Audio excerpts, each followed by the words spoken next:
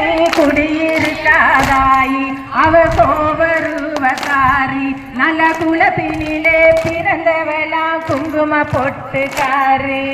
தன்னே நானே தன்னே நன்னே நானே பொடு தன்னே நன்னே நானே தடே நானே நானே தன்னே நன்னே நானே வேலியோர குடிசை கட்டி வீட்டிருக்காதாயி அவர் சிவருவக்காரி நல்ல வேதம் தெரிஞ்சவளா விபூதி போச்சுக்காரி